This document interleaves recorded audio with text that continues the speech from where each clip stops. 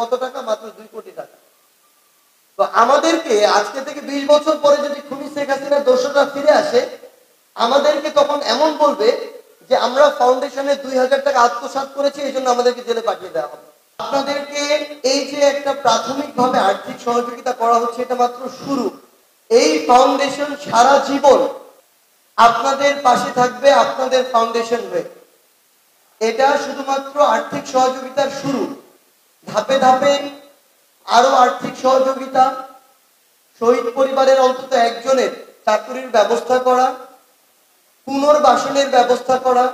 আমাদের যে আহত যোদ্ধারা অনেক দিন ধরে এই বিষয়টি নিয়ে ভুগবে, কিংবা যে ভাই আমাদের চোখ হারিয়েছে, হাত পা হারিয়েছে, তাদের তো একটা পুনর্বাসনের ব্যবস্থা করতে হবে। যারা 5ই আগস্টের পূর্বে শহীদ হয়েছে, 18 জুলাই, 19 জুলাই, 20 জুলাই, তাদের কিন্তু অনেকেরই ডেথ সার্টিফিকেট নাই। তাদেরকে বরং দাফন করাই কষ্ট হয়েছে। ওই টাইমে খুনি হাসিনা তার দোসর এবং প্রশাসনকে ব্যবহার করে বরং ওই মানুষগুলোকে দাফন দেওয়ার জন্য বিভিন্নভাবে ওই কাজও বাধাগ্রস্ত করেছেন। এটাই সত্যি কথা। হসপিটালে গিয়ে আমাদের আহত যোদ্ধারা চিকিৎসা পায়নি, হসপিটালের ভিতরে গিয়ে ছাত্রলীগ যুবলীগ হামলা করেছে। এটাই সত্যি কথা। আমাদের চোখের সামনে ঢাকা মেডিকেলের ইমার্জেন্সিতে গুলি চালানো হয়েছে। আমরা যদি আমাদের ডকুমেন্টগুলো না দেই, এটা তো একটা ফাউন্ডেশন, প্রত্যেকটা টাকার হিসাব যেন আজকে থেকে 20 বছর পরেও দিতে পারি।